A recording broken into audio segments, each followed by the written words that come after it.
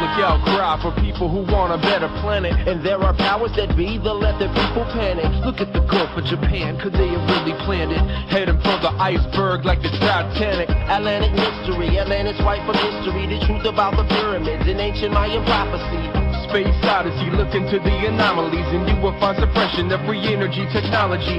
A false democracy born out of a monopoly. Sacred knowledge robbery, like the towers they toppling. No stopping free. J-Brain, Vito C. Coming from the enemy. Free energy. The oil's running dry, our money's burning out. Solar panels on the roof of the White House. Hey, we bringing on some real change. Water catchment system. We collecting rain. Time to gather round. The moment's now. I want it all turn out. And from the crowd, be the one who's the meditation. Time for free energy. Time for free energy. Nikola Tesla perceived the earth as a conductor of acoustical resonance, and still his presence lives in the heart of visionary invention. Over 5,000 patents censored. Researching zero-point energy, trying to get through delirium. The unified field theory of Nassim Harriman, and every day we carry in the burden of our past. Water fuel cars, we no longer need the gas. So many solutions right here in your face. Raw earth energy, create what rejuvenates. Green walls and green roofs, grow plants on everything. Magnetic movements, don't need gas for anything. Spaceless rockets, doing our own research, paying out of pocket. Bike-powered stages, you pedal in our rocket. Fully access to techie knowledge. Green power over big profit. You can't stop it. Ever think what the wars are fought for? Ever dream that the world could be more? I spend my life by us, one chance to do it together. Ever think what the wars are fought for? Ever dream that the world could be more? I spend my life by now, one day we could do it together.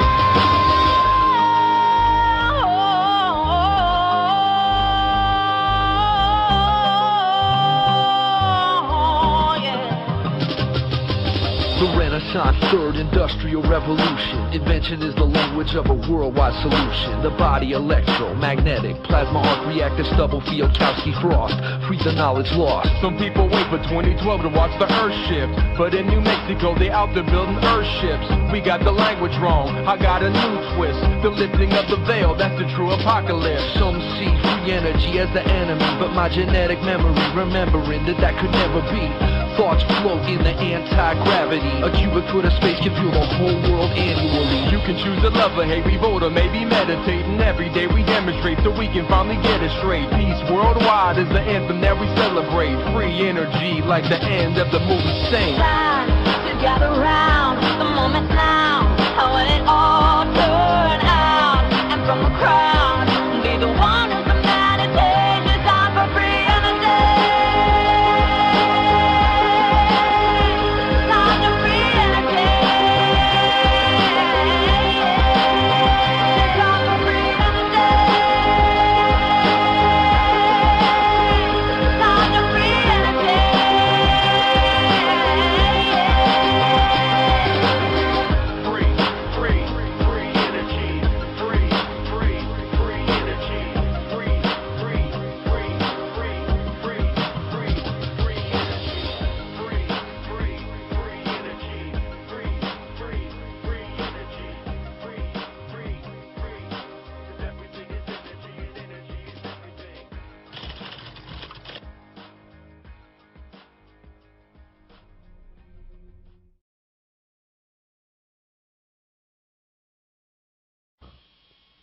Welcome back to the 100th Monkey Radio Show with Tom and Ramon and our special guests, Mark and Peter.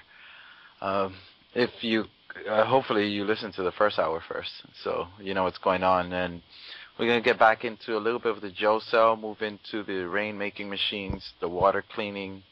Some magnetics. So I want to talk about some magnetics because there's something there that is a huge key for our future, I think. So. Yeah, and also hopefully if Peter can give me a space ride to a different planet. Yeah. All right. We'll get there eventually. So, What I would kind of like to know is if somebody wanted to build themselves a Joe cell, where do they start? Lift up the hood of the vehicle, see how much room is directly around the engine that's existing. Make sure that they're free and clear of any of the hoses associated with their air conditioning. I generally try to fit a cell which is approximately 4 inches in diameter in the old measurements and 12 inches in height. So a 4-inch tube that has twin bung ends. I use a rubber bung that's used in the milk industry as a vacuum type tube. And I drill holes in that to allow for water to be shown as a level. I also drill a hole in it to support the center cathode and the two neutrals that I normally use. So these are inside tubes that fit on top or around each other. The first tube that's in the center is generally referred to as a cathode. It's negatively charged, goes to the negative side of the battery. And you always run two physical wires to the negative, even though it appears that there's only one field from a battery. There is a reflective wave. So for every action, there's an equal and opposite, and you do need to have two wires running to both the positive and the negatives.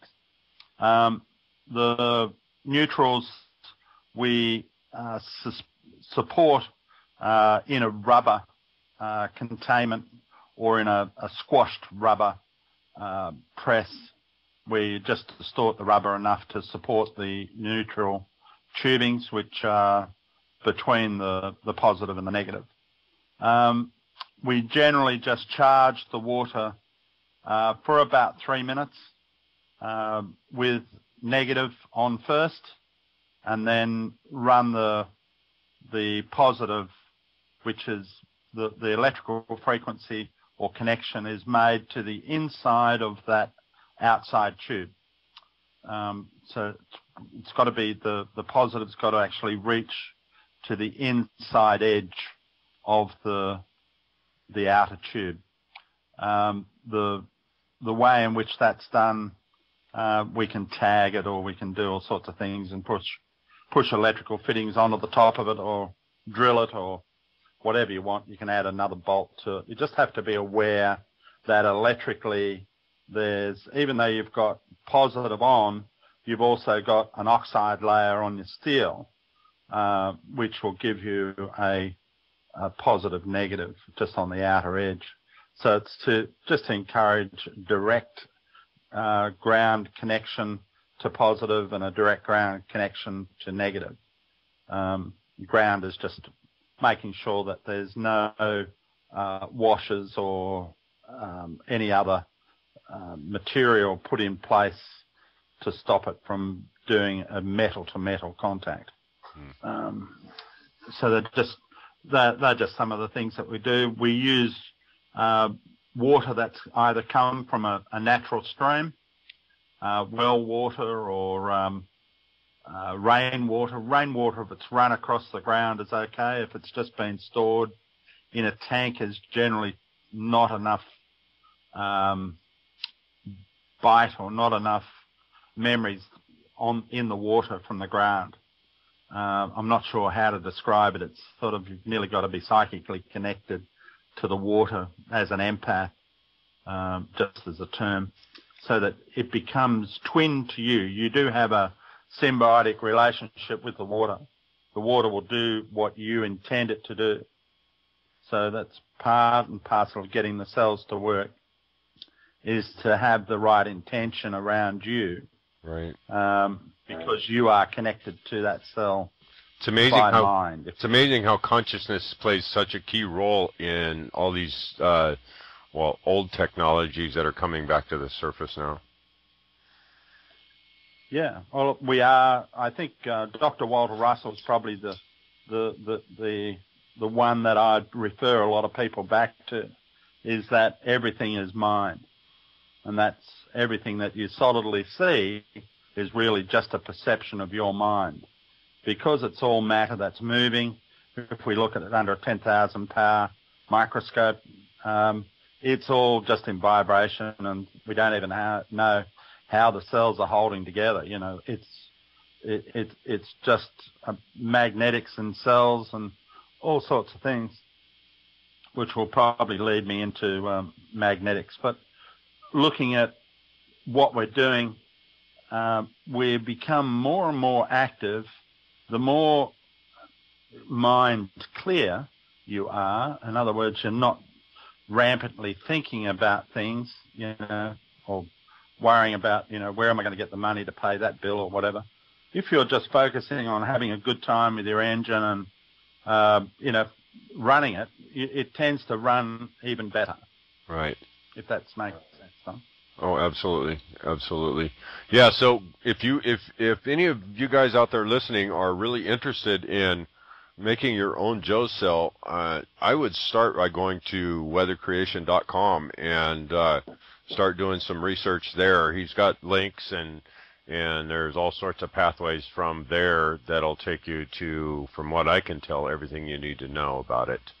And yeah, Tom, the place where most of this information has been being moderated by Peter, and where Peter's really been interacting with hundreds of people around the world for quite a number of years, is over in the, if you go on the right side on the website, there's a link out to the Yahoo groups, and that's got Joe Cell 2 Yahoo groups, or whatever it's called. The link is on the right side.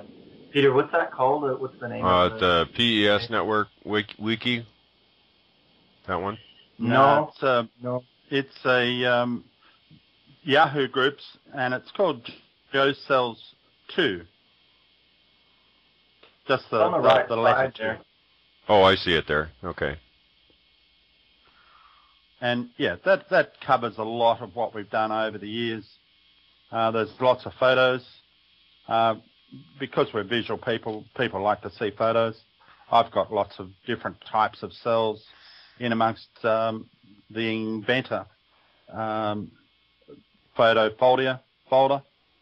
And you're very welcome to have a look at all of those and, you know, ask questions on the group. And sometimes I actually get to answer some of that, and sometimes I'm just too busy doing other stuff. But it's just lots of fun. Okay, well, it's all there, guys. So let's switch gears now and let's go into the weather modification thing. I mean, there's wow, what an undiscussed field. Tom, Before we go why into would you want to go into weather? Before we go into that, I just wanted to mention two quick stories, and one involves Tom. We went to a place called ECETI, and there were so many chemtrails, and it was really cloudy.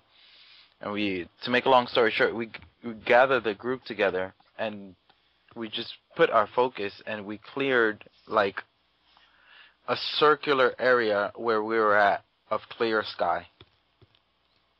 And that's just our consciousness. So. Yep. To set the stage. Well, yeah, I did that too when we were had a group meeting at my house, and a friend of mine, he does a lot of stargazing, and he teaches people about, you know, how to look at the skies. We had total cloud cover all afternoon, most of the day and all afternoon, and going on into the evening. It's completely cloud cover, and he just nonchalantly said, well, let's go outside and see what happens, and take a flashlight. And he took his little laser pointer, and we went and walked up on the hill, and I was just laughing. I was thinking, what are we doing this for? Why don't we just have a coffee and give the kids some hot chocolate and go to bed? You know, this is crazy. He just started looking up, and we all started looking up, and in a few minutes, I was a couple of spots, and then I opened it right up. We opened up the whole sky, a huge swath of the sky, and just were looking at everything. And he just kind of laughed. He said, well, this is how it works. You know, we just have to focus on it and, you know, clear it up. He said it happens every time, and, you know, he just does it. Yeah. So, Peter, how did you get into making rain? Good question. I'd been studying agricultural engineering. Agricultural engineering, it indicated in Australia, was the second driest planet, land mass on the planet, and the only drier place was Antarctica. And therefore Australia really needed to come to grips with all of the water that was on it, around it, and just to be able to farm and maintain a lifestyle for farmers and supply food for Asia for, the oncoming generations. And Australia looked like if we could get water to it or on it, then it would be probably one of the smartest continents left. We had little, populations apart from sitting on the coastal fringe, and a couple of main highways running across Australia, north and south, and a few towns dotted in between. There's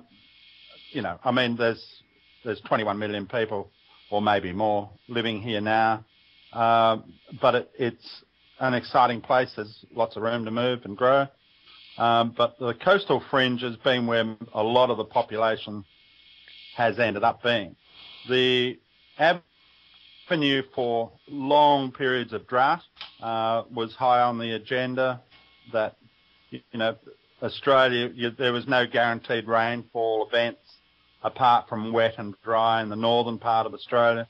And there it was too wet to farm a lot unless you could come up with crops that, could handle the amount of water that was falling. In some of our areas were probably the highest rainfall in the world, apart from some Amazon area, but that's sort of in question. But there were, like meters or yards of rain is how they measured it, how many yards of rain they got. Wow. I got involved in weather in that I'd been in the Bureau of Meteorology, which is our government department for recording rainfall and rainfall and wind events, and being able to make predictions on what weather was doing. And I'd been in the office in the Northern Territory in Darwin, and I'd actually been just a weather plotter in those days. So I'd have to decode all the weather coming in from different stations that were set up around the world and plot this onto a map. And then the forecaster would look at it and draw a couple of squiggly lines on it and call that a low, call that a high, and, that's what it was going to do. So I'd been involved in, getting and plotting all this data right around the world. Or what we actually had was 1/4 quadrant of the Earth that we recorded all the data for and made it so that, airlines could travel and know which way the relevant winds were, all sorts of stuff. So I was excited to be involved in anything that could possibly make rain. And being involved with the Inventors Association for a number of years, I'd also invented, different things. So I met, as my job as a publicity officer for the Inventors Association, I met a gentleman by the name of Jack Toyer. And Jack at that stage was in his late 70s. And he was a real character.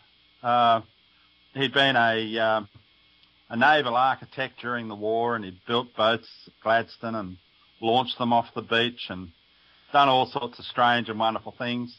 He'd made some of the first surfboards in Australia. From the Hawaiian king had come to Australia at some stage, and Jack had seen some of these boards and ended up fiberglassing, or in the early days they were using some resins or whatever. And he made paddle boards and all sorts of things. Very, very creative. He happened to be out at sea during the 60s, and his radio was often interrupted with the storms building up about 3 o'clock in the afternoon in tropical area, where you can actually hear the lightning crackling in your radio. And therefore he decided just to investigate that a bit further and see if he could make a device that would create the same sort of crackling, and whether that was, like a static build-up type machine. And so he experimented with that for a while. He used reflective light from the sun, so he had mirrors. I reckon he had a little bit of smoke somewhere as well, so you had smoke and mirrors. But the fun part was that he introduced magnets, and so he had these magnetic vortices, spiraling heated air that was electrostatically charged. And I think he had some pretty good successes in that every time he'd ring me to say that he was now going to turn the machine on, I'd then ring the radio or ring the newspapers and, state to them that we're, old Jack's turning his machine on, ha, ha, ha, you're going to get wet, And we were pretty accurate. We were more than pretty accurate. In fact, we're still 100% accurate. And this was back in 1985 when I first met Jack. So what a wonderful man. And I really knocked him around when it came to this meeting, because I'd been playing around with microwaves and I'd been taking moisture out of products, plus my background being involved with the Bureau of Meteorology. And I was ready to have Jack on toast. Anyway, he stood up and he handled every question that I hit him with, and they were all affirmative. I'd asked him about, that for you to have a rainmaker, you'd need to have this on it. Yeah, I've got that. Okay, well, then you'd also need to have this on it. Yes, I've got that. And I said, well, you'd also need to be operating it in this frequency. And he's looking at me. He said, have you seen this? I said, no, I don't need to see it, but if you've got all those things, you could possibly have what is referred to as a rainmaker. Well, there were 35 inventors in that hall who got up and cheered, and old Jack had tears in his eyes. It was the first time I think anybody really believed in him. His local family and friends or whatever had all sort of been laughing at him, for attempting to make rain. After all, it's just God's job. And you're not allowed to take God's job away, But it was just really, really exciting. So Jack offered me the machine. He said, well, you know a fair bit about it. What about you get involved with it? I said, no, it's your machine, Jack. You go with it. But on his death, the family said to me for me to be involved with it. I didn't want to own it personally, and I tried to put it then into the hands of the Arid Lands Research Foundation. This is back in 1992, somewhere in that vicinity. And that's where I had the intended chairperson for the Arid Lands Research Foundation was Professor Ron Davis. And that's how he and I were involved. And then when the Joe Cell all happened in 92, he was involved in all of that as well. So, there was a number of other products that I'd played with the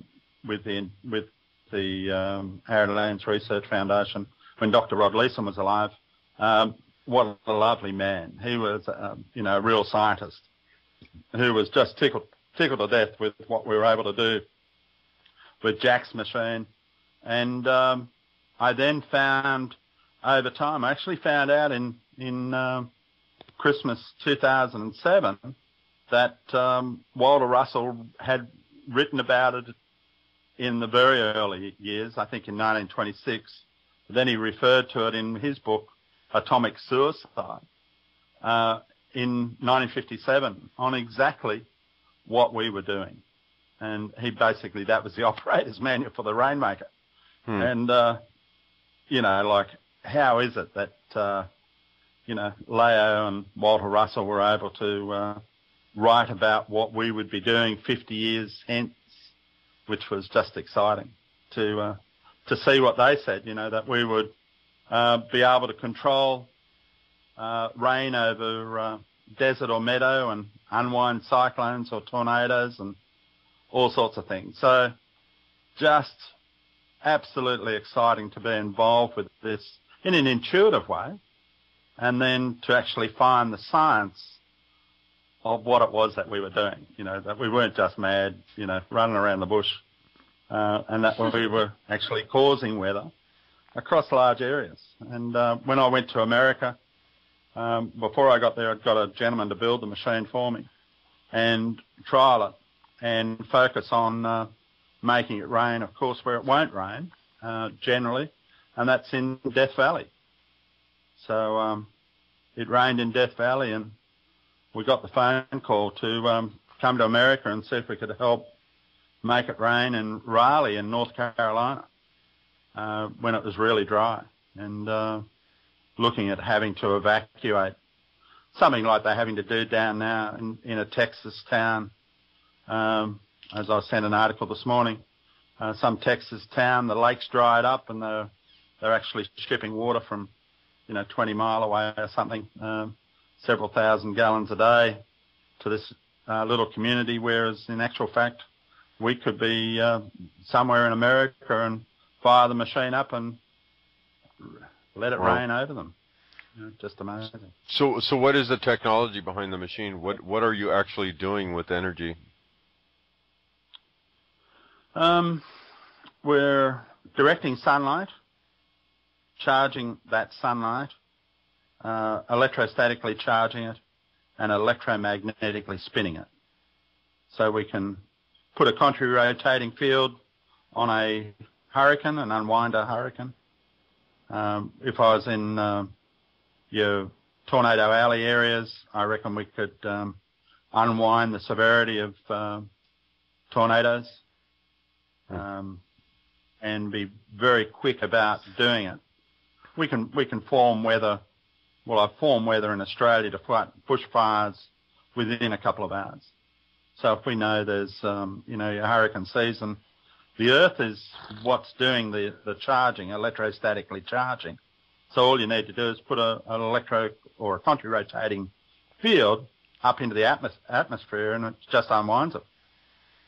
What kind of a spectrum are you able to radiate it at? I mean, how large of a field are you able to create?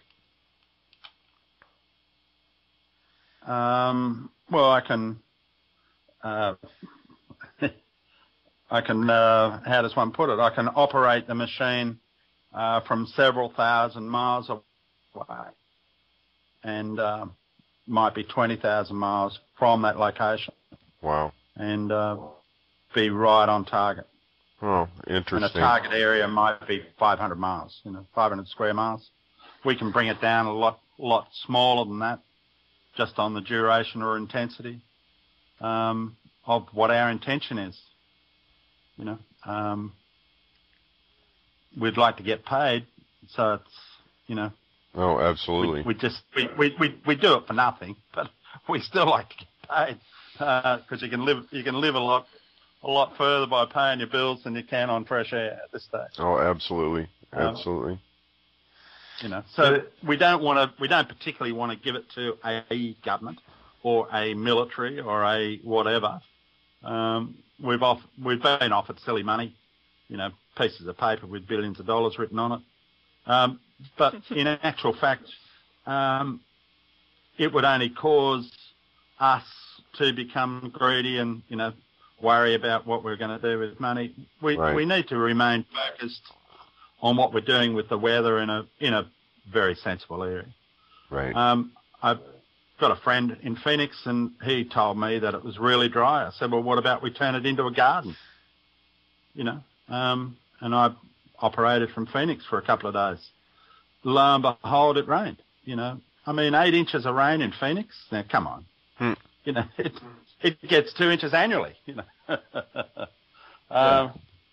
doesn't know what to do with 8 inches of rain, of course, but it was a lot of fun being involved in that, and then getting it to rain again and rain again, so that the desert blooms. So do you have to bring the machine to the place, or can you do it from where you're at? Well, for instance, I can I reckon I can hit any place in America from America. We've even had a look at making it snow. Well, we weren't actually making it snow at the time, but snow fall was an event that happened in Baghdad as a consequence of what we were doing, and they stopped fighting. That was good. We'd fired on the 8th of January 2008 into Tunisia to a little lake system just behind the city of Gabes. And then it rained from there all the way through Libya and Egypt and Saudi Arabia. And then on the third day, it actually snowed in Baghdad for the first time in living memory. So nobody had ever remembered it snowing in Baghdad. And they stopped fighting, which was, a day of peace. God came to town. So that was wonderful. Other areas, we've been involved in, our intention is to unwind a cyclone or a tornado or a hurricane.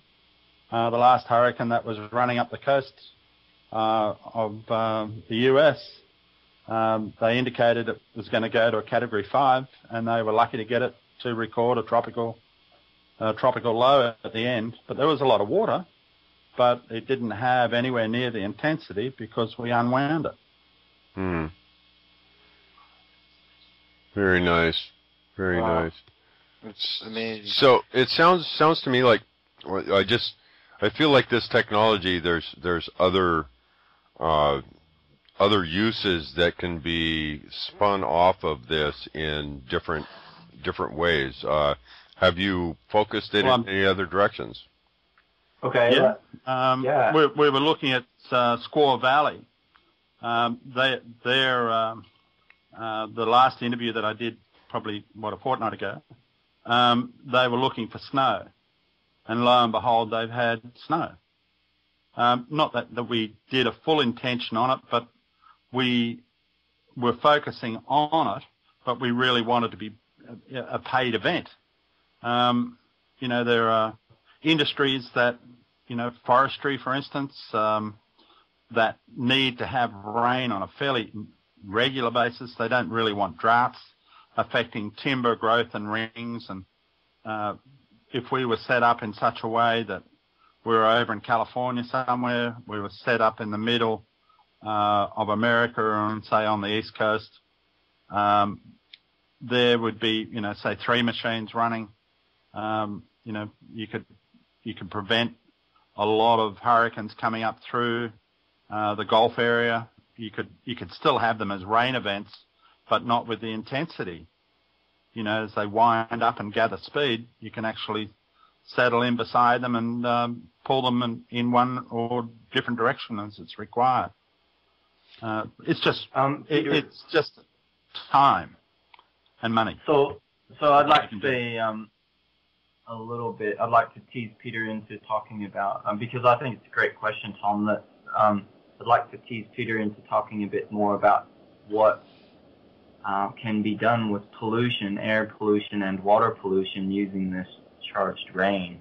Because it's different than, I mean, a lot of people would be looking at, if they're like me, they would look at this initially and go like, okay, this sounds a lot like, I have a lot of negative connotations of working with weather modification, thinking of HAARP.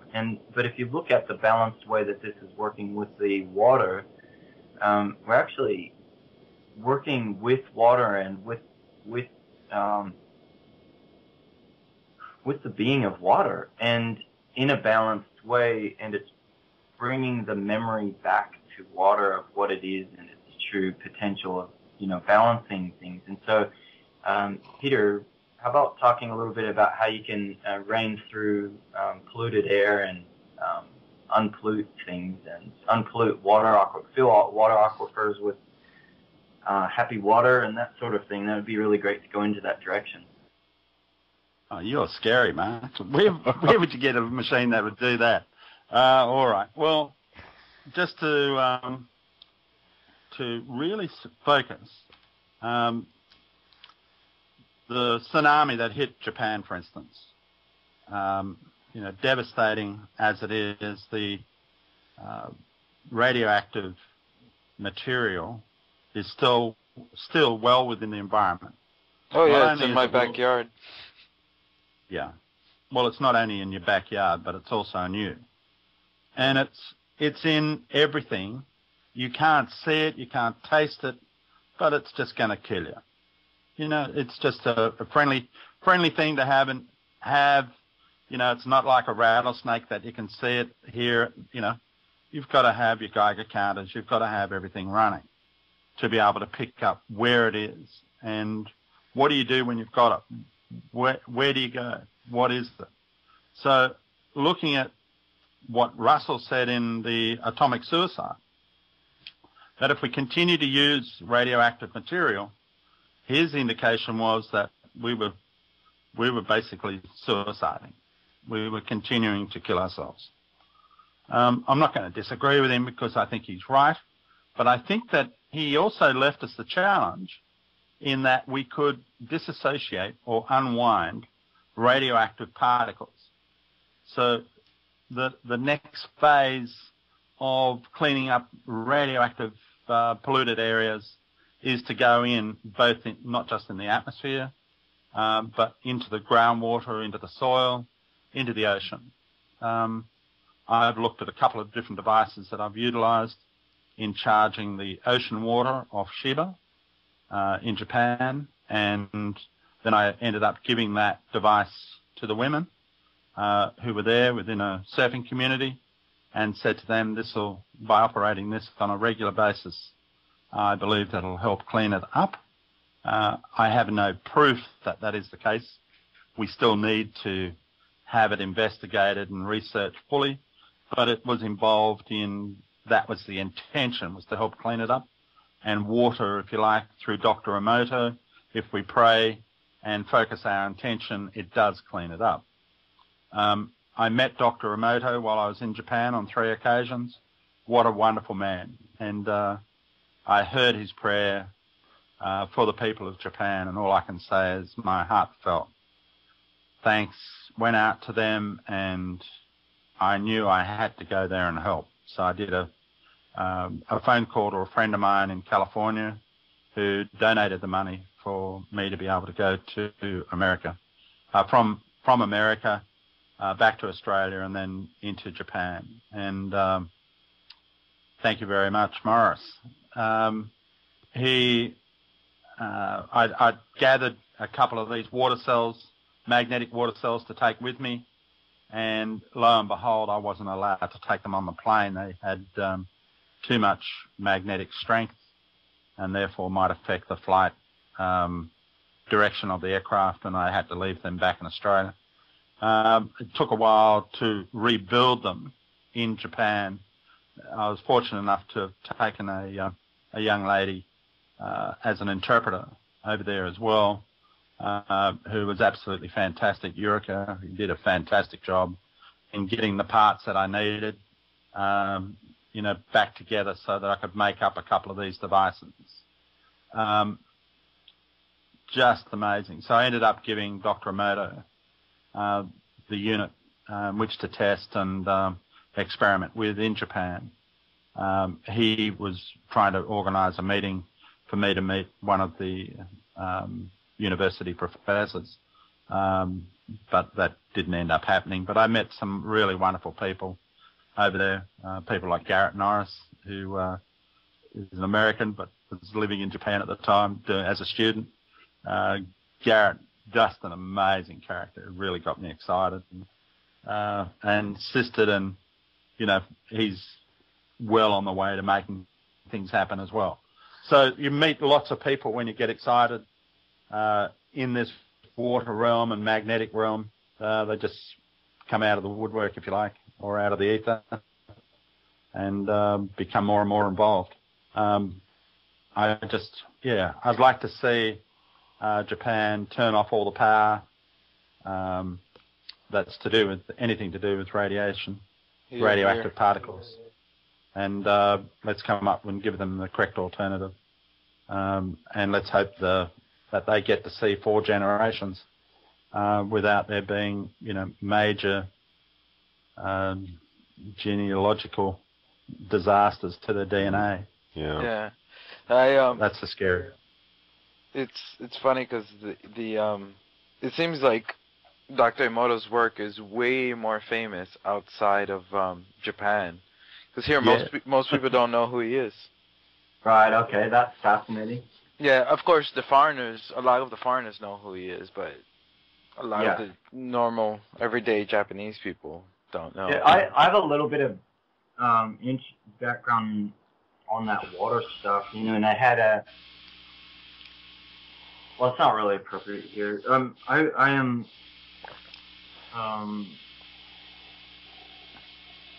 yeah, never mind. Just get it off your chest, but don't say anything, man. Just tell me to shut up. I'm not going to talk about that. Just go to mute.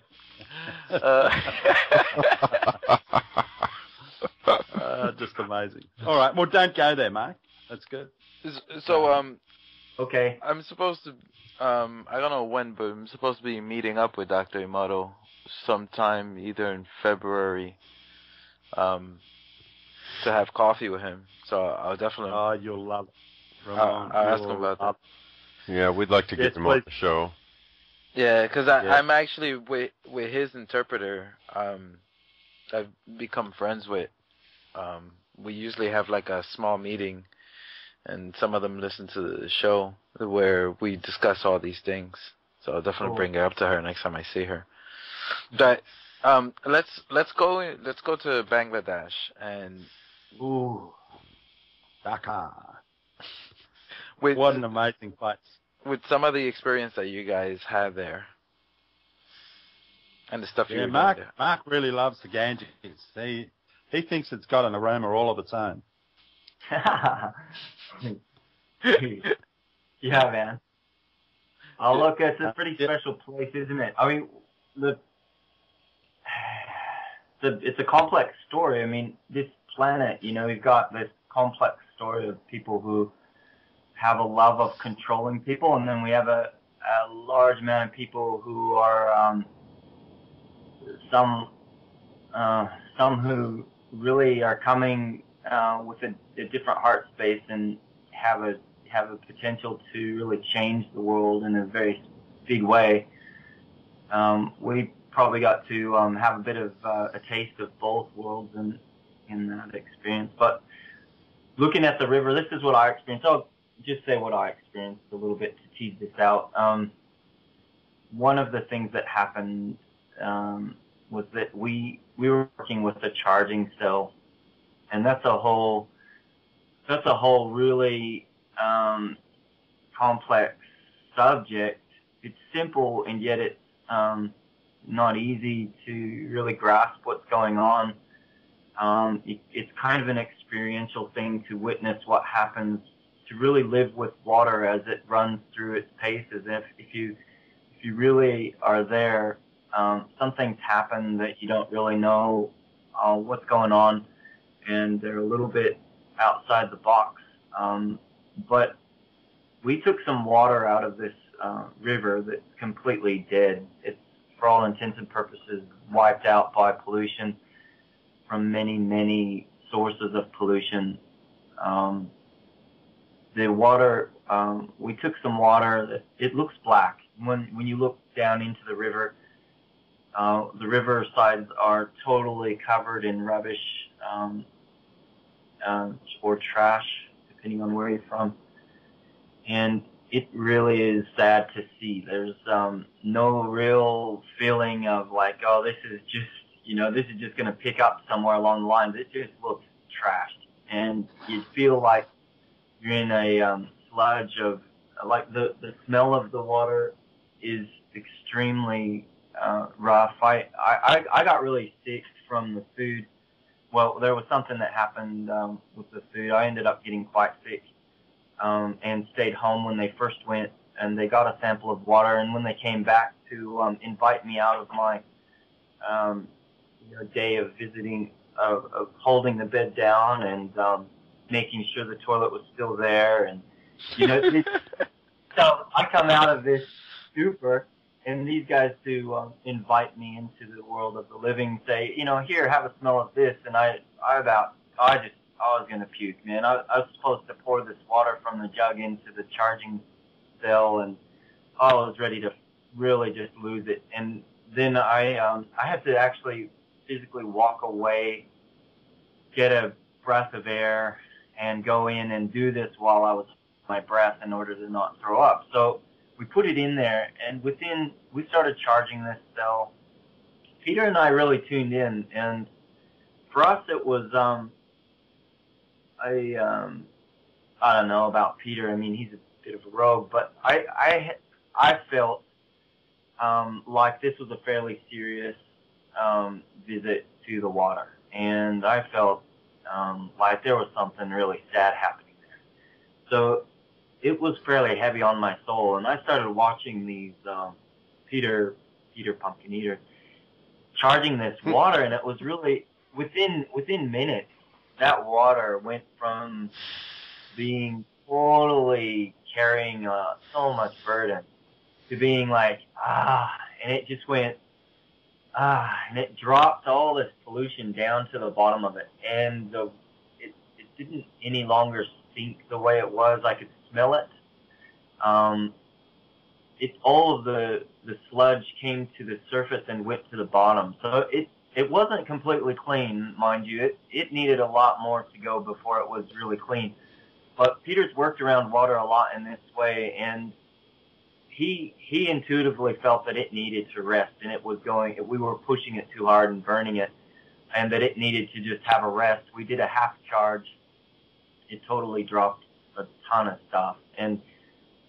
And meanwhile, the guy we're working with is like, where's the generator? Where's the generator? So is this going to work? And I'm just going like, would you shut up?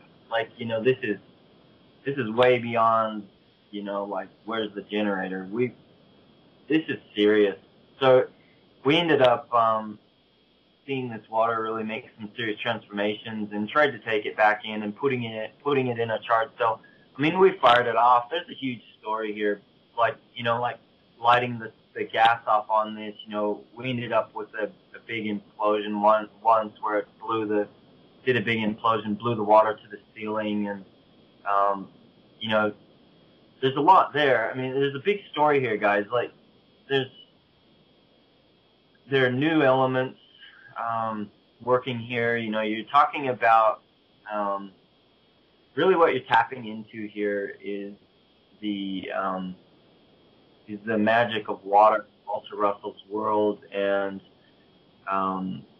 really this is alchemy, and working with the genie in the bottle, and working with God, working through water, the source of creation, working through water. And I'm just trying to tease this story out a little bit, but I kind of can't help myself, but I have to say something, because there's hopefully, just really hoping that there's somebody out there who can work with us in a little more proactive way, because Peter needs to get this story out, what he can do. He's fairly humble in some ways, and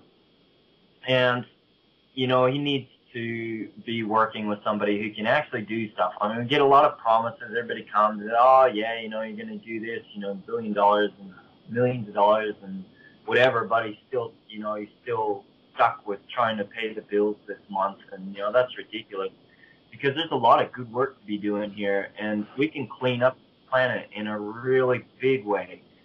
And there are other people. Peter's not the only one working on this kind of stuff. I'm aware of technology look, I'll just say this, because this is totally different guy, different time. But I was privy to this guy by the name of Schwenk. Schwenk in, I think it was Austria. I'd have to really look into details of Germany or Austria or Hungary, or I'm really sorry, but I'm not sure exactly where he's from. But my friend, I became very good friends with a professor of mine out of Sydney at Parsifal College, who worked with Schwenk on water. And my friend's he died this year recently, about a month ago. He did many photographs. He was working with photographs of Schwenk, taking snapshots of how water behaves when it's polluted and when it's clean, when it's got different energy, when you're sending it love, when you're sending it hate, when you're sending it different energy of feelings. Now, this was not Emoto. This was somebody else. This was totally separate from Emoto. my friend then later became aware of Emoto's work, and he approached Emoto. They did some work together. I have access to hundreds of slides of water photographs on these disc plates. I've been really wanting, one of my pet projects that I wanted to get out there for a while now has been to get this stuff on the internet, digitize it. It's all just plates. It's in storage, you know, it's got, another guy has it, so I can get access to it. I would love to have somebody help me with funding that, you know, just funding my time to get that all digitized and on the internet. To have the ability to do it, I just need money to cover my time so that I can do this kind of work. Somebody needs to do this work because there's some amazing things to be learned. There's this guy, okay, so just a teaser. This guy took oloids, the shape of an oloid, O-L-O-I-D, which you need to just look it up. I mean, people need to do the research if they want to look into this or contact me. I'd be happy to talk about it in more detail, but I'd rather get back to Peter. But I just want to tease this out because this is related to Peter's work. But Peter's not the only guy doing this stuff. I'm aware of other people, and there are so many people who need to be focused on not just the fear and doom and gloom of what, you know, all of the crap that's going on, but let's get people funded who can do some positive change. So this guy with the oloids, back in back in the 50s or 60s. I'm not sure exactly when. I could probably drill it down. My friend's dead now, so I'm not sure. It'd be hard to dial him in, but I could probably get access to the dates. The company, he started working with changing water through the use of oloids. He made a propulsion system on boats.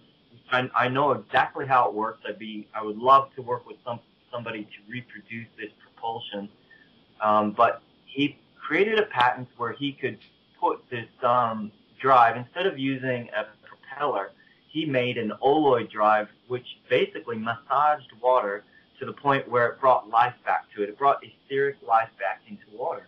And what happened, the thing that happened with that was it brought life back into these dead lakes. Ultimately, Schwenk was working in a little septic treatment facility where he was running this little boat that my friend watched cruising around in circles around in this sludge pond with septic, just testing it out and playing around with this idea.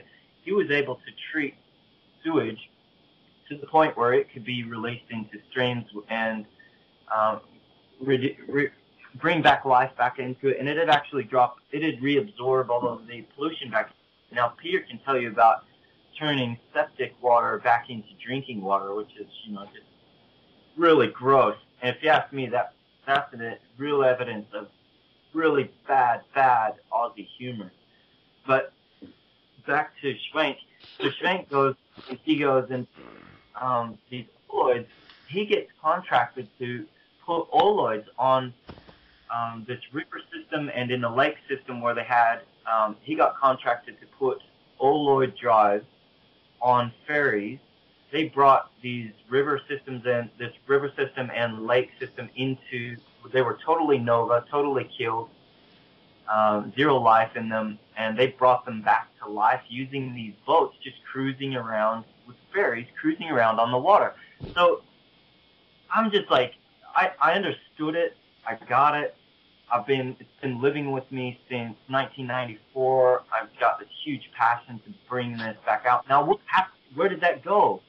This guy, Schwenk, was paid off for his patent. His patent was bought by a company that I think was associated with an oil company. They said, we've got the money to bring this out in a big way. They told him all the right things that he wanted to hear. You know, we can bring this technology out into the world like you couldn't, you know, we'll bring it out and we'll change the world for a better place. He sold the technology to them. Sure enough, they shelved the damn technology, and it's nowhere to be found anymore. So what I'm saying is, see, this is Peter. Peter comes in with this. Peter and Joe, they say, we will not patent technology. And I'm working with other people who say the same things. They will not patent it. The reason they patent it It's not because they don't want the technology to be put into public. It's exactly the opposite. If they patent it, it gets shelved, it gets bought off, or the Department of Defense comes in and they said this is a matter of national security, they shelve it. He's coming out saying, let's open source this. Let's get this technology out there. We can make good business off this. Just use it. Make good business, because people, not everybody wants to make this stuff. They just want to be able to buy it. You know, if they don't want a generator that, they don't want to make a generator. They want a generator that they can buy for $1,000, and then they don't have to be on the grid anymore. You know, and let's get real renewable energy out there. Let's change the water. Let's make the water so it can carry life again. You know, this is the kind of stuff that Peter himself can do. Like, he's a real guy. You know, he loves curry. If you want to get Peter. Yeah, thanks. I just love that chili. Yeah. I got to tell you guys this, okay? I got to tell you this story because this is so funny. So this is how we don't get mad. We get even. So I was at a point where I was feeling a little bit testy, and we were in Bangladesh, and we were in the middle of a lot of stuff. I was feeling really testy, and I know Peter was getting hit pretty hard by the curry, and then we were going along, and it's the chili. The curry was fine. Oh, the curry was delicious, but the chili was a bit severe. But I can handle it. Peter's a little weak on that side of things. So, but I said, Peter says, "How's this one, Mark?" And I was going like, actually, it doesn't. It seems okay. And then 5 minutes later, I'm going, actually, it's pretty rough, Peter. Sorry. And by then, it was done. He was done. He was cooked. But anyway, if anyone wants to help, all that they've got to do is provide good chili, hot curry, and maybe $2,000 or $3,000, and you can get Peter's attention. Thanks, Mark. You're just such a pleasure to know. Yeah. Let's get back to Peter, okay? Because I appreciate the little rant, soapbox, but let's get back to Peter because we've got him online. Yeah. Thanks. So, Peter, let's get a little bit into magnetics. Oh, I still want to hear about the sewage plant stuff. Okay. What are you doing what technology or what have you developed that is able to turn sewage sludge back into drinking water? Okay. What we're using is like a charging cell. A charging cell is very similar to the Joe cell, but there's a number of other plates. We generally run out to about 7 neutral plates or 8 neutral plates within the cell. We statically charge the water, or what we want the water to become if it's sewage. It will release all of its colloidal minerals and colloidal pathogens or giardias or whatever else is in there. It'll just drop it and flocculate that water immediately. You can then take, in the flow, you can cyclone the clean water away and separate that through normal settling ponds and that sort of thing. We've got a couple of agricultural units where we can run that water straight back through magnetic alignment and clean that water so that it is just pure drinking water. It comes out. Where the sludge goes, we don't know. It's like it's recombining it back into the water as the elements from which it's come. And that's pretty amazing. Recently I did it with some concrete samples. We actually increased,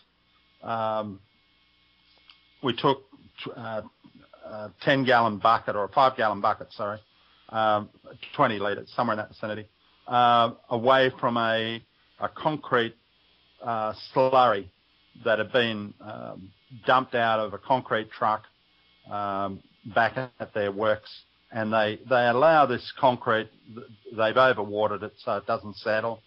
but the slurry then goes across 3 different ponds, and then they try to use that water back in a mix or a batch of concrete that it's going to be delivered, within sort of half an hour. The material is a landfill nightmare. They don't want it dumped.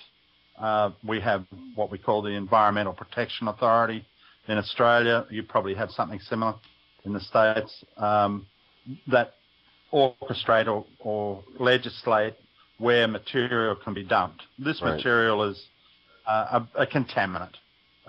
So they're trying to utilise it back into its own industry, so that any contaminant goes back into the next batch and gets back put into a slab somewhere or into a wall that's made out of concrete.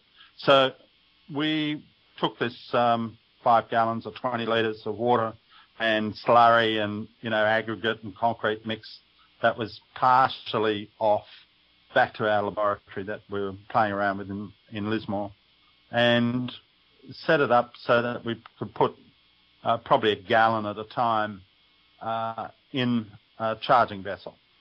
The charging vessel is then electrically stimulated through our electrics that we use, different types of electricity to electroplate or electrolyze the water.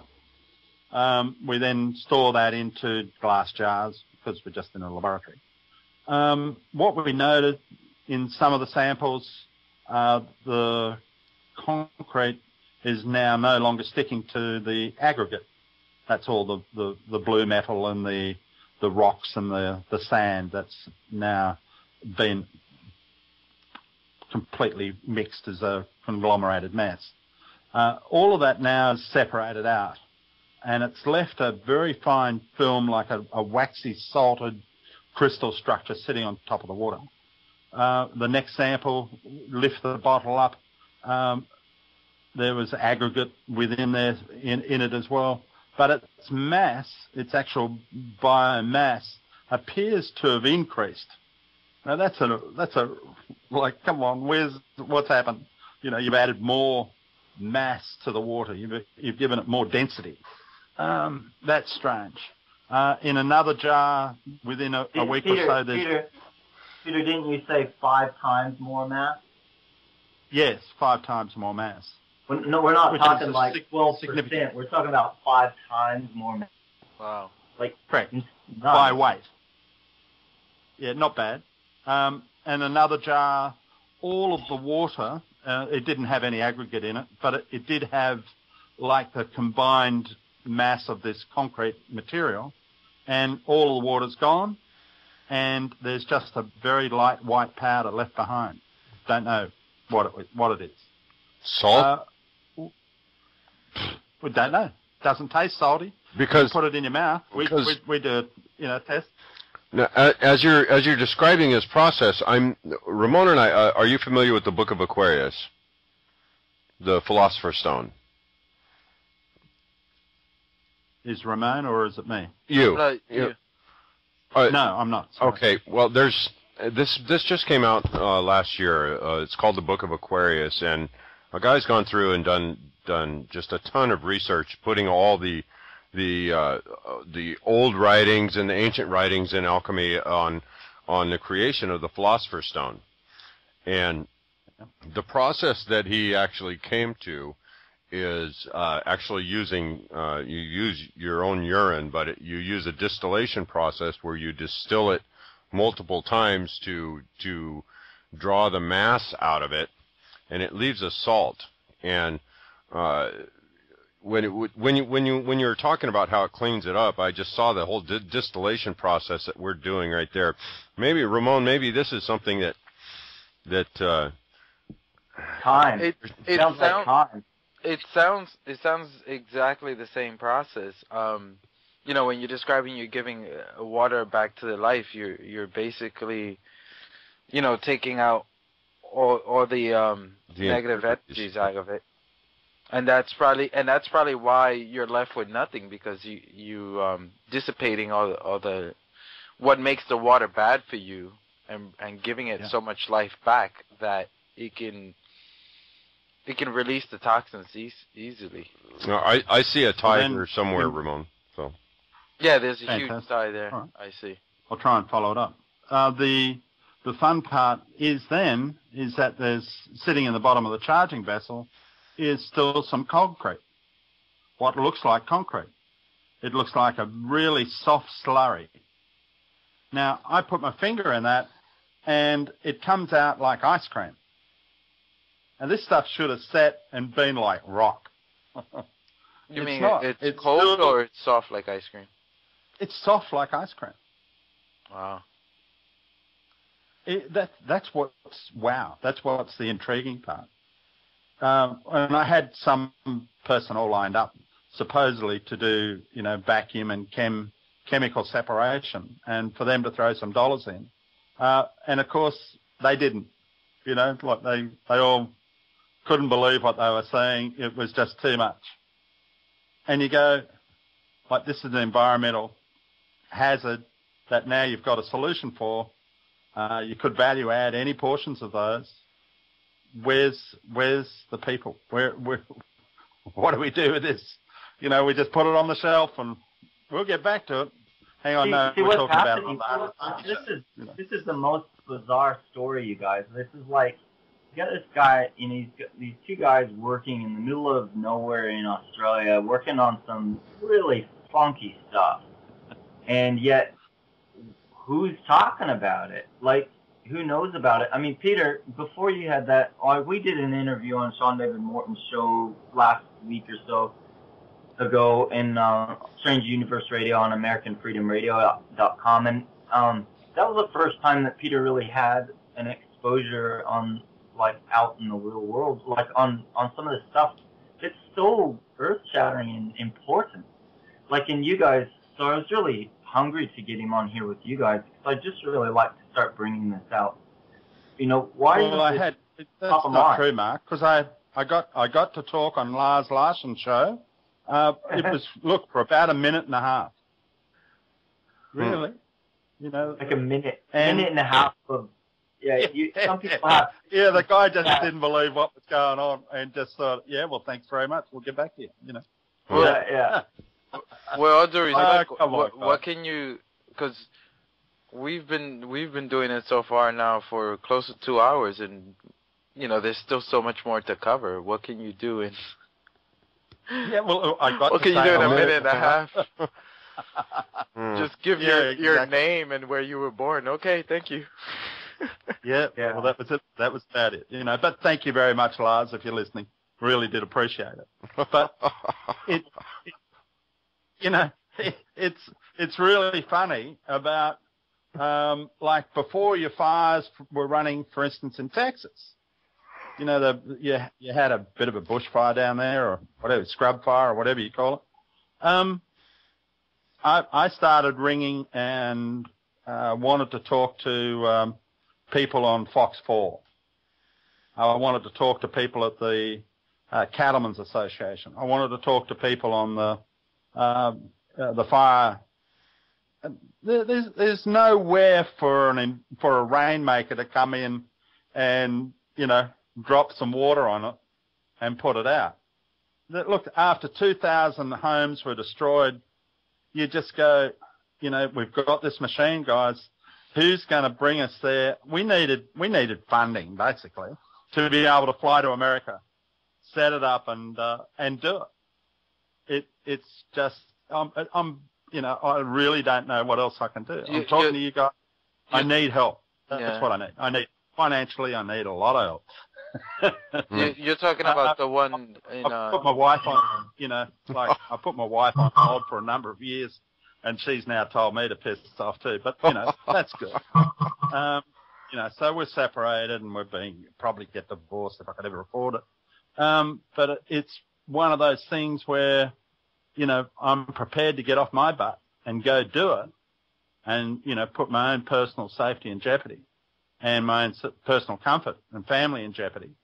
But you get to a point where you just start shaking your head and say, well, what do I do? Turn this rain machine on and leave it on until sometime walks up to me and says, listen, Steve-O, how do you turn the rain off?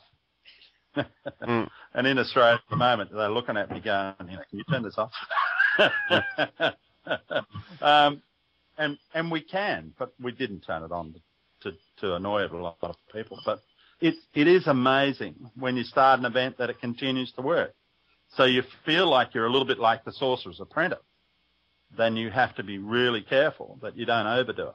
Right. And let it get out of control.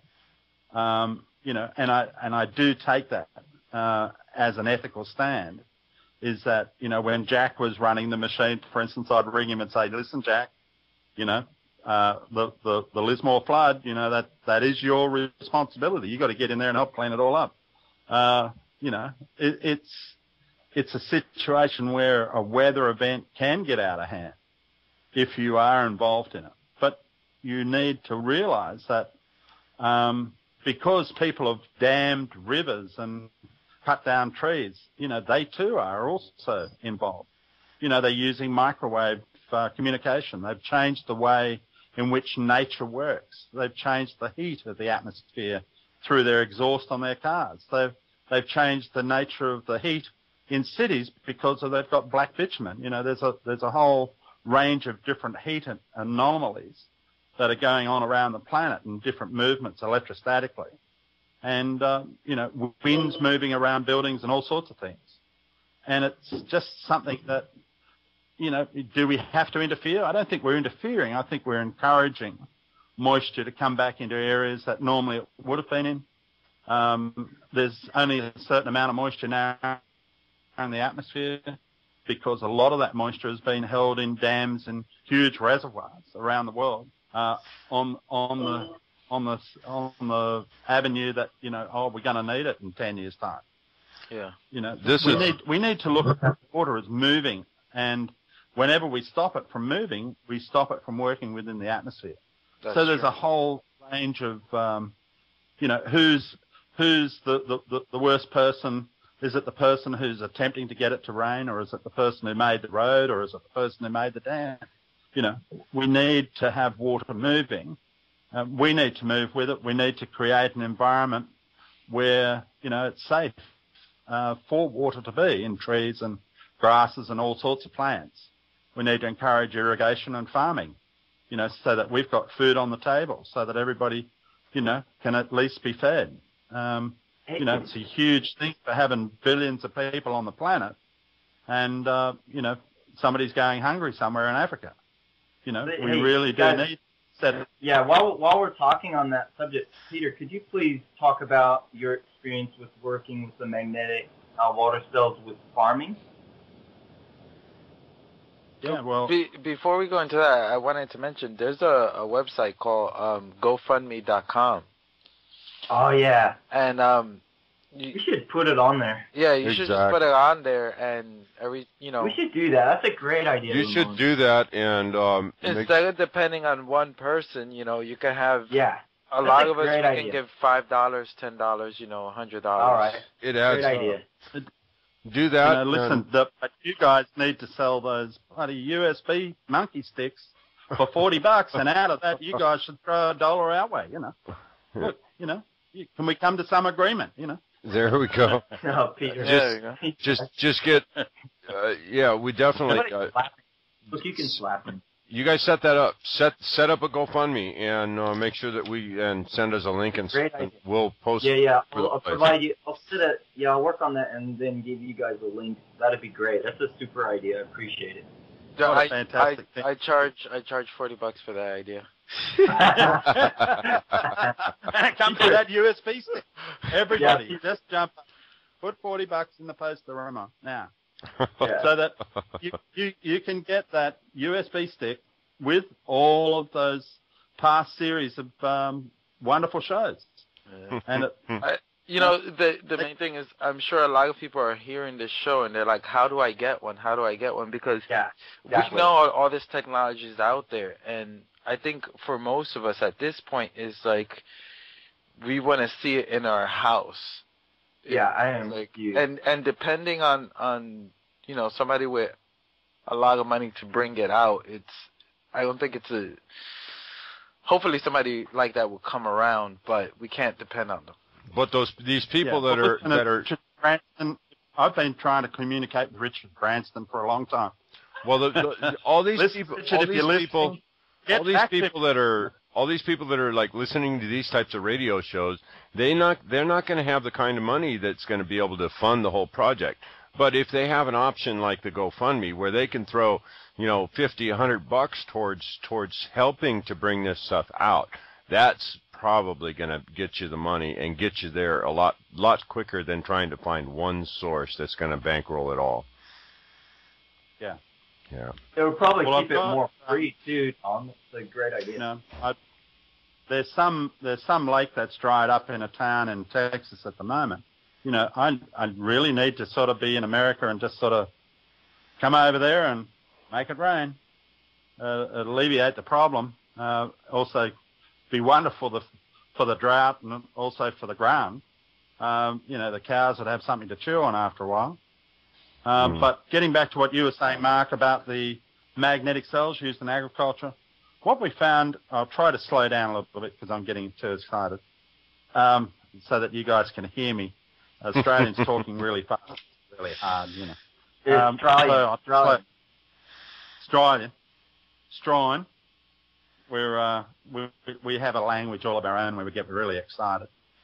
The main thing that we need to look at, or that we've looked at in agriculture, is the rapid plant growth. Now, in one particular farm that's growing kikuyu seed, the farm's in a place called Corindi in central New South Wales. They included and incorporated a magnetic cell to charge the water. Originally, I actually invented this. Kikuyu is grass. Most people would know. Yeah, kikuyu is grass seed. And it's a fairly an expensive grass seed, but apparently it works really well. Some of the people on golf courses or whatever are using it regularly. I'm not sure what are the end users, but looking at that industry in Australia, their crop was reduced down to about 1.8 tonnes. They've now got it. That was over 18 months where they were just using normal irrigated water. So water out of the ground that it keeps things alive, but it doesn't allow it to flourish. There's a difference between rainwater and irrigated water. But what they found is when they put the magnetic cell on the irrigated water, is that the water started, or the plants around the irrigation ditches, for instance, all took off. And they thought, the plants really grew and seeded really nicely. The kikuyu ended up producing, instead of the 1.8 tonne over 18 months of growth, ended up producing somewhere in between 16 and 20 tonne. And then in 3 months' time, they were able to harvest another 20-odd tonne as well. And then 3 months after that, they were able to harvest it again. Yeah, so you guys, check this out. I mean, in 18 months, normally they were running, what did you say, 1 point what ton? 1.8 tonne of seed off the farm. That's in 18 months. And when did they normally, before you started working with the charged water, how long would it take before they would do their first harvest?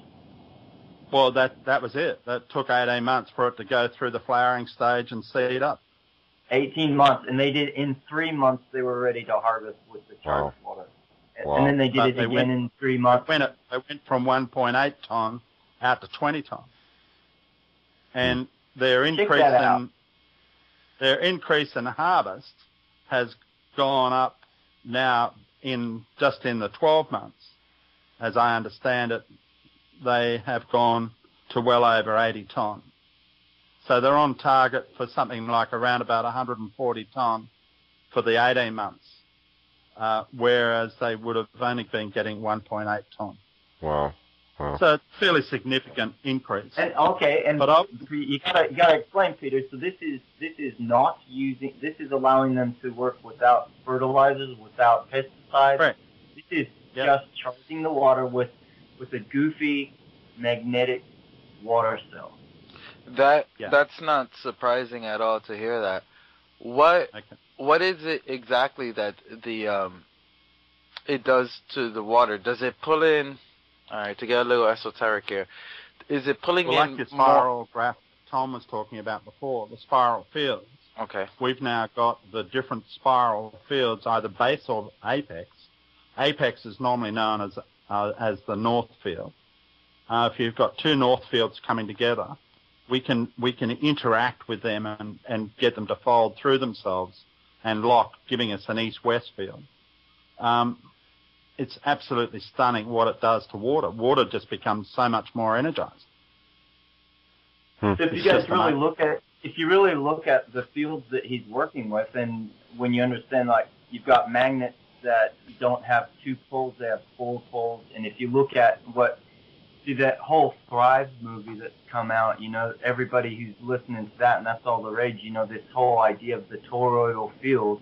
Well, Peter and Joe are doing that with these magnets, these circular magnets, putting the north and the north together, south and the south together. But north and north together, as far as I can see, is making this etheric toroidal force just with two magnets. It's really something, and they're running water through it, and it's doing crazy things. So, well, Mark, that's not true, because we're using actually more than two magnets. But we're using clusters of magnetic fields that weave the water through figures of 8, and those figures of 8 spiral the water. But when we are using just two magnets, we're just showing what we're doing. We're not actually giving away what method we're actually doing it, but we show how we do it. We don't actually show how we align the cells, but we go ahead and do it and sell those cells. What we found is that the field effects are absolutely phenomenal. You can have one normal magnet sitting on a bench vise, for instance, and you can lift that magnet off with your little finger. But then, surprisingly, you can put a washer, a metal washer, on one end of the magnet, either south or north, and you can attach that to the bench, and now you've got to lift it off with your hand. So it's increased the power or direction of the fields to the washer, and it's drawing it up. Now, when you put another field of another magnet back in, normally it pushes away when you've got two north fields or two south fields coming together. But we've got it now where we can have two north fields come and touch on the washer. So the washer becomes, if you like, the keeper. It's referred to as a keeper for all magnetic horseshoe magnets and things like that. So that keeper now has increased its attraction where we cannot lift it off the bench. We cannot lift the magnetic field that's attracted to the vise now. We cannot physically lift it. Now, I'm only a little fellow of 150 kilos, which equates to a bit over 300 pounds, and I consider myself pretty tough. But this thing that I was lifting off with my little finger, I now can't lift off with both hands in a close lift. All I'm trying to do is I can't lift it. I'm just trying to tell you, that's how powerful the magnetic fields are now become. So it's absolutely huge. It seems to me like this treating water like this could have amazing health benefits for humans too. Well, let's hope so. We really need to do the test fully. Otherwise, look, I could be building something that will, leave us all in a puddle. But I mean, we don't know. I think it's kind of easy to assume that if it does that for agriculture, what can it do for any animals eating the agriculture? Yeah, well, because it's a those reflection. horns might grow out to being 10 foot long on either end. I'm sure it can't be any worse than what Monsanto's is doing to agriculture. So. It really does though come to, it's at the point where these guys are working in their backyard in this little workshop, these backyard workshops. There needs to be proper testing, proper research done on this. This is big stuff. It needs to be dealt with and looked at. It does take research. You do need to know what's happening, because if you know what's happening, you can dial in, you can make things go different directions, from turn radioactive material into non-radioactive material, or you can create radioactive material by going a different direction. So it needs research. Yes. Well, we actually won the Inventors Association award back in 1993 for this charging of agricultural nursery water. So I originally developed that, and I wasn't working with Joe at that stage, but I was working with a guy called Michael Gooch. And, Michael, because I was one of the judges, I had to stand aside while they still awarded him the prize, but because I'd been involved in it. But it was just amazing. He was the actual grower. And instead of me taking claim for it, I gave it to him. And that's what we need to do. When we're just out there, we love doing what we're doing. And that's sort of coming to America and going to Bangladesh and going to Japan and physically doing it. But we need to set it up in such a way that we've got, a cruise ship with a decent workshop so that we can go into these regions and charge water in a really beautiful manner and know that we're doing the right thing by the environment, both the marine environment and the environment for all of us, because after all, humans take up a lot of space on the planet, but there's birds and animals and, everything else has got to exist with the biology of what we have on this planet, which is Earth. Let's live with it together, guys, make it a place together, Exactly. That's how I see it. So thank you. And wonderful of you both to have me on your show. It's just been absolutely amazing. Yeah, we're coming up to the hour and a half here. Yeah. Yeah, that's probably a good point to finish off. Ramon, we haven't talked about this off the air, and if you oppose vehemently, I can cut this out of this, and we'll pretend it never happened.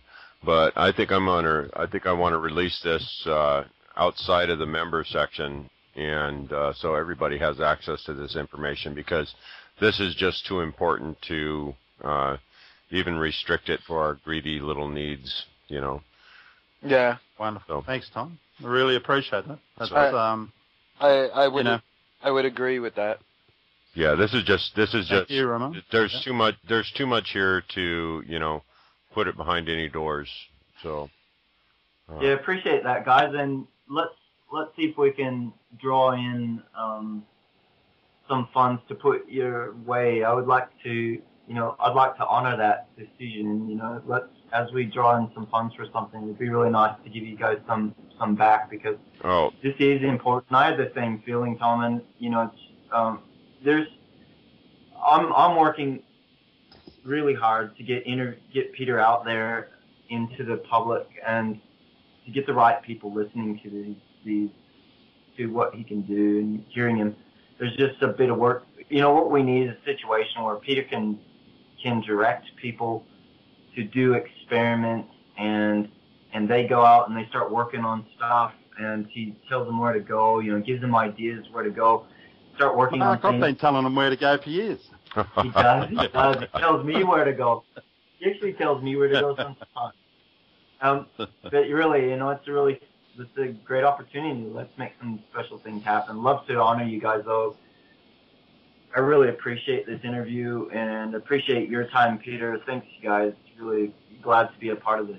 Yeah, I mean, Thank you.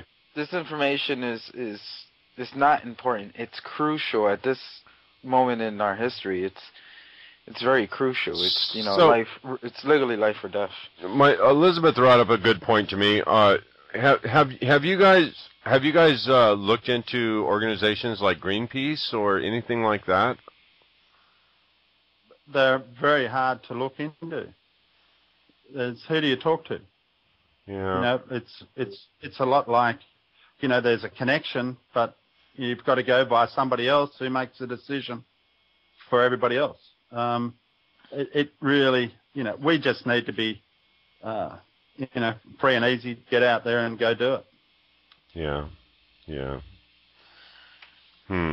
If we're within an organisation, then you've got, a directors meeting and you've got this happening and something else, and there's another priority instead of just going and doing it. Like we went, my opposition, the Australian Rain Corporation, were funded by the federal government to the tune of $2 million. I won't tell you the exact figure, but it was crazy. But it's what they needed. And they ended up hearing about what we were doing. They gave us $3,000 to go and experiment. And I said to them, do you mind if we help put out the Victorian bushfires? And they were just stunned. So I drove all the way down from my place down through New South Wales out to Victoria, set up at Mildura and turned the machine on, and we had the bushfires out within about 6 hours. Wow. That's not too bad, I mean, and I said, you'll know it's us because we'll put snow on the mountain. Well, snow fell on the mountain, and we were probably about 1,000 or somewhere around about 600 miles from the location of the fires. So we were able to beam it in straight over the top of them and put it all out. But we just say thank you and get out of the way, and nobody in Australia would have any idea that we were out doing it apart from people from the Australian Rain Corporation. Oh, and by the way, they then told me that they wanted it to rain in Menindee Lakes, which was to the north of me. So I then had to drive above it. So I drove all the way up to Burke, set up the machine, and their forecaster was telling me about this cyclone that was off the coast and coming into Queensland. I said to him, no, we'll just push it away. And he goes, yeah, you can't do that. I said, well, what won't it do? He said, it won't go north. I said, well, watch this. So we pushed it north and then we pushed it away so that it didn't devastate Queensland. But they still needed rain. But it was just amazing. Oh, by the way, it rained in Menindee Lakes within, I think, about 6 hours of us getting there. But, there was a lack of communication. When you travel in Australia, you can only get reception to phones generally within, 5 or 10 kilometres or, 10 miles of a town. The radio towers don't carry the frequency enough. And the spaces in between towns are hundreds of kilometres or, 70 or 80 miles. You're looking at, being off the air for a long time in between travelling, and especially through desert regions, as I was. So it was a lot of fun, and, they put timelines on us, and we're trying to do all sorts of stuff to say that it wasn't us, but, thanks, Jay, for the $3,000. Really appreciate your money, and we were pleased that we were able to help, It's like coming and making it rain in Squaw Valley, and, so that people can enjoy the snow, enjoy the skiing. A friend of ours, Megan Castron, she was actually holidaying in Vale, and I saw on Facebook that she was, they were only skiing on man-made snow. So I said to her, I'll put the money in the account, Megan, and we'll drop some on you. Overnight, they got, probably 4 inches of snow or something. So she put it all down to their wonderful prayer meeting. And I think it's the prayers that did it. We certainly heard them and assisted. But that's what it's all about. It's just getting in there and doing it as it's needed, not taking the credit for it a lot of the times. Because after all, somewhere in America, somebody would want to sue you for either making it rain or not making it rain, Right. We are aware of that, so thank you. Right. Well, I want to thank you both of you guys for being here. This is good stuff. Here we are. We're in 2012, and things are happening, and the consciousness of the planet is raising. And this type of thing is going to be part of the new paradigm that we're moving into. These sacred science technologies are going to have to come to the surface, or we will not make it. And I see them coming to the surface, and I am full of optimism for our future. So, thank you very much. Very wise man. Yeah, very it's much, thanks to gentlemen. guys like you. It's thanks to people like you who are making that possible. You guys are getting the audiences together. You have people trusting you and wanting to hear who you're going to interview, and that makes it possible for somebody to come and bring their message to the world in a different way. It's like a way that they couldn't otherwise, and I really appreciate you guys for doing what you're doing. And Mark, you've done a wonderful job too. Thank you. And Ramon, lovely to meet you. Lovely to meet you too. And thank you guys. I mean, this, like I said before, this is really important. Okay, well, I want to thank everybody for listening. All our members, thank you very much, and all of you non-members who are listening to this little special bonus that we put out there. I would like to encourage you to pop over to www.the100thmonkeyradio.com and consider being a member. Help support the alternative media. And alrighty, I got to go.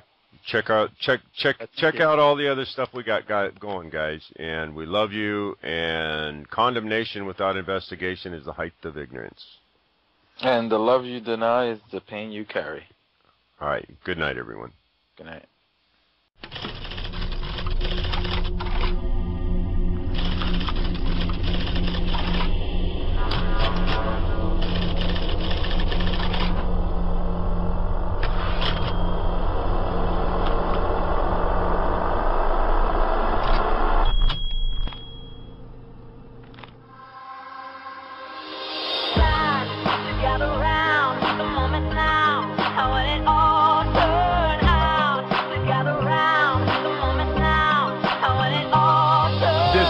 Outcry for people who want a better planet, and there are powers that be that let their people panic. Look at the Gulf of Japan, could they have really planned it? Heading for the iceberg like the Titanic. Atlantic mystery, Atlantis white from history. The truth about the pyramids in ancient Mayan prophecy.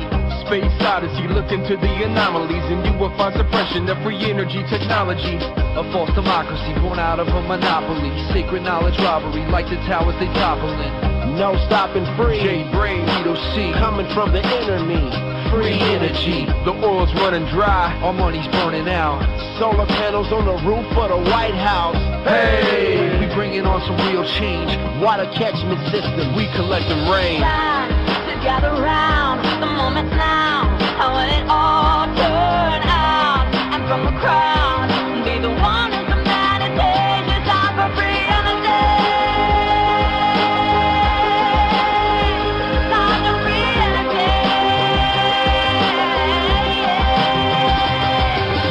Tesla perceived the earth as a conductor of acoustical resonance, and still his presence lives in the heart of visionary invention. Over 5,000 patents censored. Researching zero-point energy, trying to get through delirium. The unified field theory of Nassim Merriman, and every day we carry in the burden of our past. Water fuel cars, we no longer need the gas. So many solutions right here in your face. Raw earth energy, create what rejuvenates.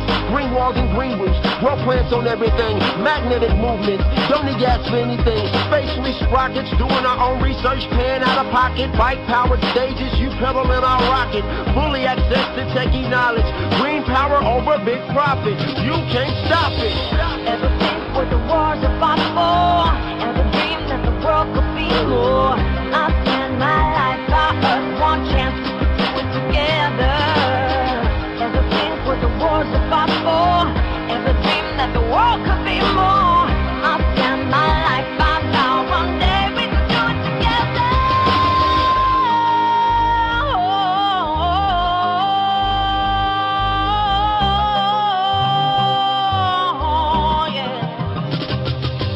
The Renaissance Renaissance, third industrial revolution. Invention is the language of a worldwide solution. The body electromagnetic, plasma arc reactor, stubble field, Kowski frost. Free the knowledge lost. Some people wait for 2012 to watch the Earth shift, but in New Mexico they out there building Earth ships.